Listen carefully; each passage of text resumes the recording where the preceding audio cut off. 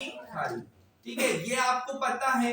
तो इसमें महत्वपूर्ण देखिए कि खंबात की खाड़ी में गिरने वाली प्रमुख 3 नदियां आपको हमेशा याद रखना है जो मध्य प्रदेश से जिनका उद्गम होता है। एक नाम है नर्मदा, ताप्ती, माही।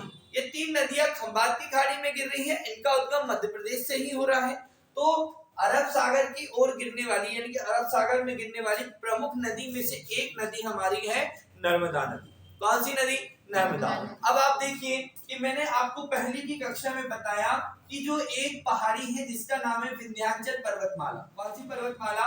विंध्य पर्वतमाला। और ये जो विंध्य पर्वतमाला है, ये विंध्य पर्वतमाला आपके उत्तर भारत को उत्तर भारत और दक्षिण भारत में बांटती है, ठीक है।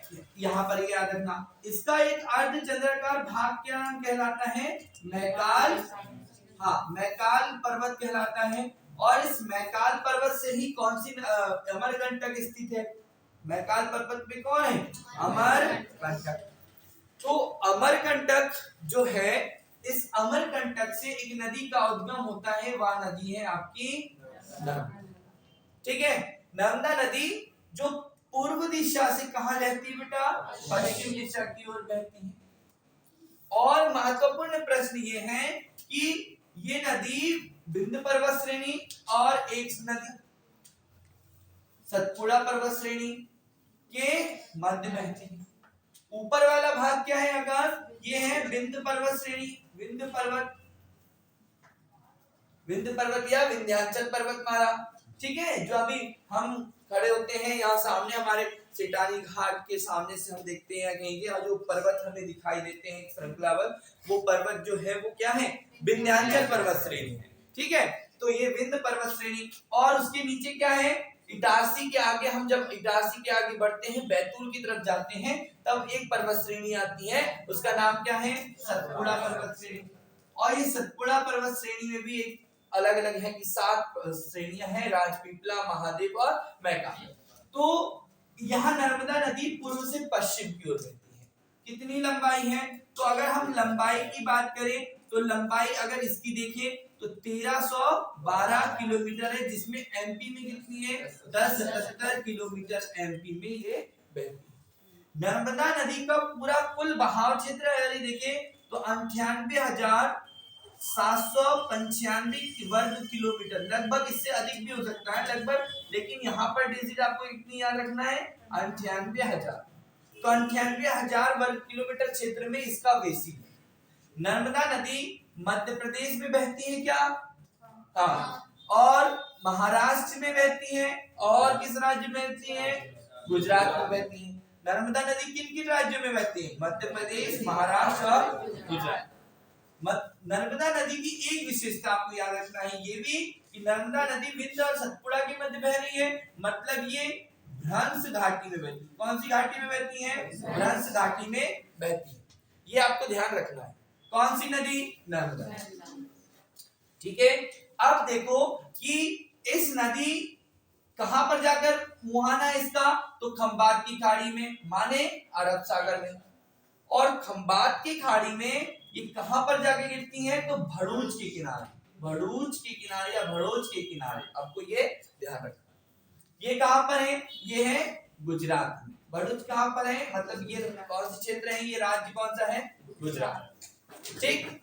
नर्मदा नदी के बारे में और कुछ विशेष बिंदु देखते हैं। जैसे यह नदी पूर्व से पश्चिम पहले बह रही है, इसमें प्रमुख जलप्रपात,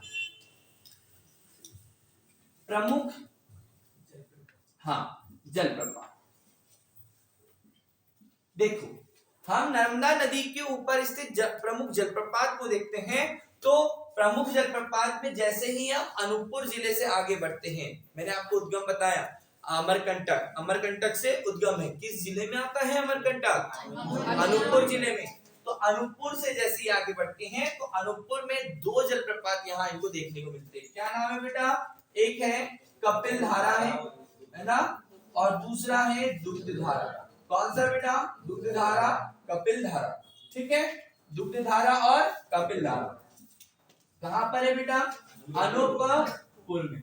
अनूपपुर किससे अलग होकर बना है? तो अनूपपुर जिला शहडोल जिला से अलग होकर बना है, ये आपको ध्यान रखना कि शहडोल जिले से अलग हुआ। कब हुआ है बेटा? तो ये 2003 में अलग हुआ है। ठीक, ध्यान रखना, रिवाइज कर लेना, जिला पुनर्गठन से प्रश्न आते हैं। ओके, फिर उसके बाद जैसे ही हम आगे बढ़ते हैं तो धुआं, हाँ, धुआंधार जलप्रपात कहाँ पर है बेटा? जबलपुर में है, जबलपुर में। और वहां इंपॉर्टेंट क्या है? बेड़ा घाट। और आपको पता भी है कि बेड़ा घाट और इस क्षेत्र में ही सफेद संगमरमर आपको प्राप्त होता है, सफेद संगमरमर। ठीक है, और सर्वाधिक संगमरमर का उत्पादन कहां से किया जाता है? का उत्खनन कहां से किया जाता है? राजस्थान से। ठीक है, राजस्थान का कोई पर्टिकुलर स्थान पता है क्या है? कहां से है? मरकाण प्रदेश वहां पर है, वहां से आपका किया जाता है। ओके, तो 3 ये जलप्रपात हुआ। 2 और जलप्रपात, जैसे एक दर्दी एवं एक मांधार जलप्रपात। ये जो जलप्रपात है ये भी कहां पर स्थित है बेटा? ये नर्मदा पर ही है और ये खंडवा में आते हैं, लगभग आपके ओमकारेश्वर के आगे। ठीक है, और लास्ट अंतिम इस पर जलप्रपात है सहस्त्र धारा जलप्रपात। ये कहां पर है बेटा? सहस्त्र अर्जुन, सहस्त्र अर्जुन ऐसा नाम आपको याद रखना है। तो सहस्त्र धारा जलप्रपात ये कहां पर है? महेश्वर। और महेश्वर कहां पर है बेटा? खरगोन। खरगोन को देखिए, खरगोन है और खंडवा है। तो खंडवा जो है इसको पूर्वी निमाड़ कहते हैं। क्या कहते हैं बेटा? पूर्वी निमाड़। और खरगोन को क्या कहते हैं? हाँ, पश्चिमी, हाँ, पश्चिमी निमाड़। तो ये याद रखना है आपको, क्योंकि इनको सफेद सोने के मतलब यहाँ पर किसका उत्पादन होता है जी? कपास का। ठीक है, ओके। तो नर्मदा नदी पर ये प्रमुख जलप्रपात है। अब नर्मदा नदी पर स्थित परियोजनाओं को देखो। देखो, परियोजना से प्रश्न पूछा जाता है किसकी? नर्मदा नदी। तो नर्मदा नदी की परियोजना लिखना है, आप लोगों को लिख लीजिएगा साथ में। क्या लिखना है? तो देखो, बरगी परियोजना, बरगी परियोजना। अब एक बात याद रखना कि बरगी परियोजना जो है नर्मदा नदी की सहायक नदी बरगी पर स्थित है। क्लियर है कि बरगी परियोजना किस पर है? तो बरगी परियोजना नर्मदा नदी की सहायक नदी बरगी पर है। और बरगी बांध जिसको हम कहेंगे, ये कहां पर है? तो ये आपके जबलपुर में है। कहां पर है? जबलपुर में, है ना। अब इस परियोजना का इसका नाम बदल दिया गया है। अभी करंट में इसका नाम अवंती बाई परियोजना हो गया, अवंती बाई परियोजना। अब आपको तो पता है बेटा अवंती बाई कहाँ की थी? तो गढ़ मंडला वाले क्षेत्र की थी, है ना। तो आपको ये ध्यान रखना है, मंडला वाले क्षेत्र की ये अवंती बाई थी, 1857 की क्रांति के समय के, है ना। प्रश्न आपको याद रखना। तो बरगी परियोजना कौन सी नदी बेटा? बरगी नदी। पहली बात, बरगी नदी कहां पर है? ये जबलपुर में। यहां से भी जल विद्युत का उत्पादन किया जाता है। उसके बाद में हम चलते हैं इंदिरा सागर।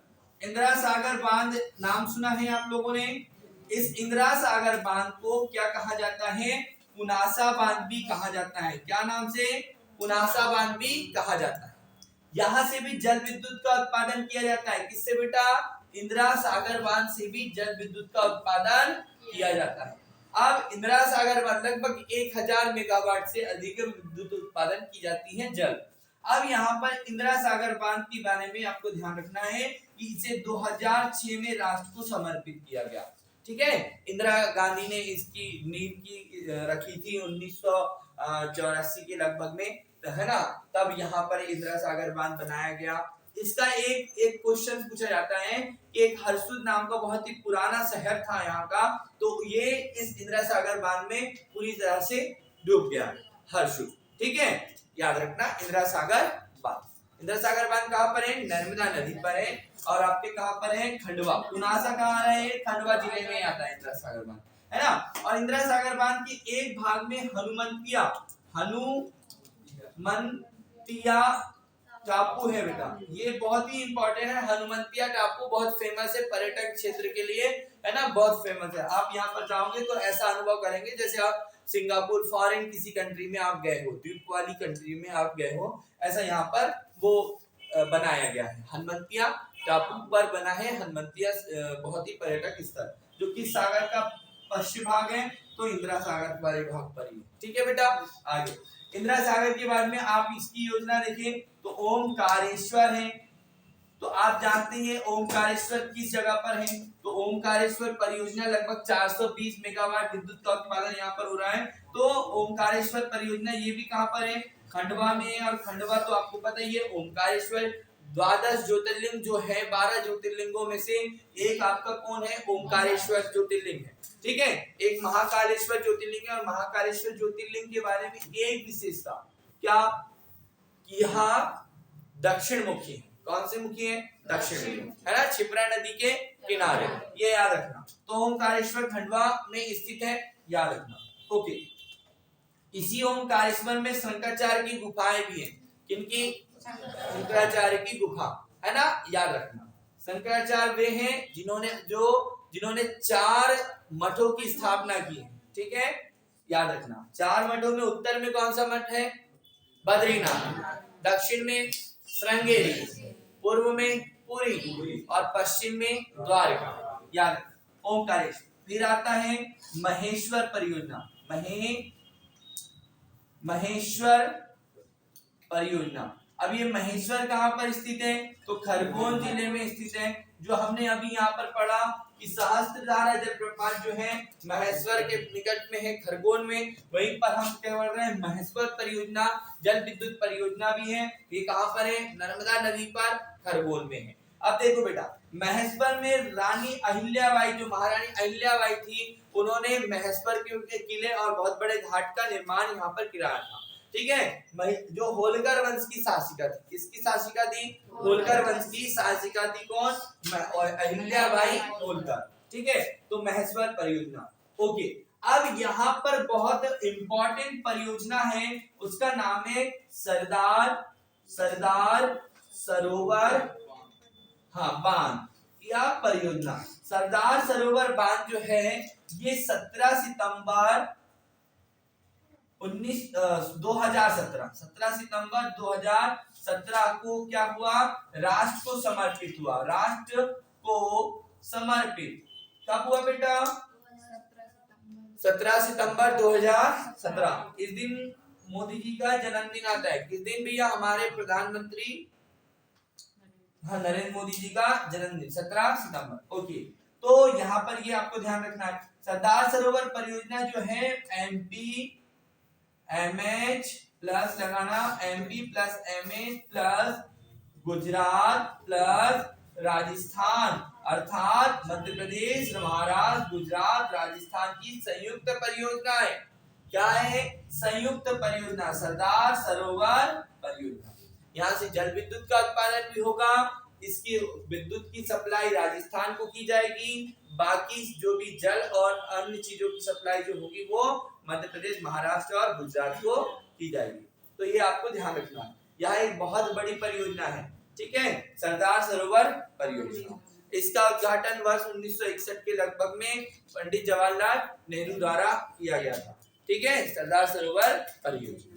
ठीक, अब इस सरदार सरोवर परियोजना के आगे ही देखा जाए तो साधु बेट टापू है, साधु बेट टापू। और इस टापू पर क्या हो रहा है भैया, तो इस टापू पर वल्लभ भाई पटेल, सरदार वल्लभ भाई पटेल की 182 फीट है ना, 182 फीट की एक क्या लगाई गई है, प्रतिमा। हाँ, मीटर है या फीट है, यहाँ 182 मीटर होगी बेटा, 182 मीटर की प्रतिमा लगाई गई है स्टेचू ऑफ यूनिटी के नाम से। किस नाम से, स्टेचू ऑफ यूनिटी के नाम से लगाई गई है। बहुत बार प्रश्न आता है, ये आपको ध्यान रखना।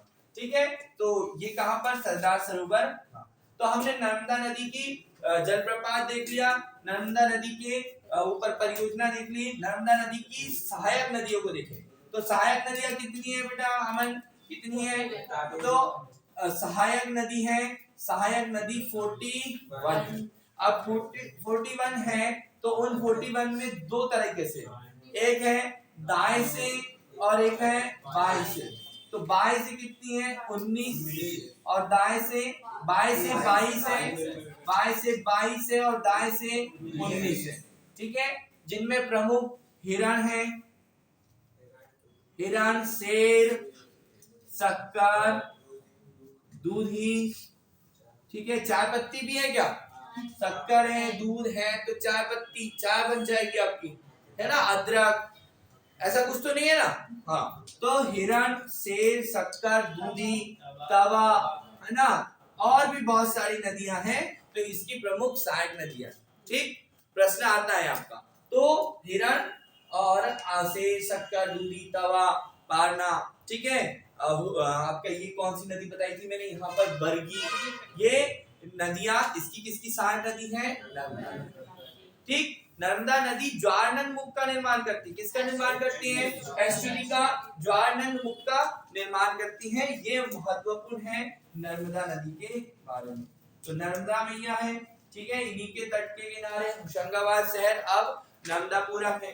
15 जिलों से होकर गुजरती है, कौन, नर्मदा नदी। नर्मदा नदी मध्य प्रदेश के कितने जिलों से होकर गुजरती है, 15 जिलों से होकर गुजरती है। ये आपको ध्यान रखना है। भ्रंश घाटी में बहती है। भ्रंश घाटी में कौन कौन दो पर्वत आ रहे हैं, तो एक आ रहा है आपका विंध्याचल पर्वत और एक आपका सतपुड़ा। सतपुड़ा पर्वत जो है वो ब्लॉक पर्वत का उदाहरण है, विंध्याचल पर्वत जो है वो अवशिष्ट पर्वत का उदाहरण है। ये आपको थोड़ा ध्यान रखना है, ठीक है, ओके। और कोई प्रश्न है इसका, नर्मदा नदी से संबंधित कोई डाउट, कोई प्रश्न हो तो आप लोग पूछ लीजिएगा। नर्मदा नदी मध्य प्रदेश की जीवन रेखा कहलाती है। गुजरात की भी जीवन रेखा है, और मध्य प्रदेश की, भैया आप तो मध्य प्रदेश वासी है, तो मध्य प्रदेश की जीवन रेखा कोई है तो क्या है, हाँ। इनसे पहले में एक प्रश्न में बताया था कि इसकी टोटल लंबाई 1312 किलोमीटर है, जो मध्य प्रदेश में 1077 है ना, मध्य प्रदेश की जीवन रेखा। यानी कि नर्मदा नदी सर्वाधिक किसी राज्य में बहती है, तो वो राज्य कौन सा है, मध्य प्रदेश। ठीक है, तो ये आपको ध्यान रखना है। और कोई प्रश्न है तो आपका कोई प्रश्न हो तो आप पूछ सकते हो, ठीक है, ओके। इन जलप्रपातों से प्रश्न बहुत पूछे जाते हैं, ठीक। तो ये पश्चिम की दिशा में बहने वाली एक बात, दूसरी पश्चिमी क्या है, तट पर गिरने वाली, और अरब सागर में गिरने वाली नदी है कौन सी, हमारी नर्मदा, ठीक है, याद रखना। ठीक, कोई प्रश्न है तो आप पूछ लीजिए, मैं आपको बराबर बता दूंगा, ठीक, ओके।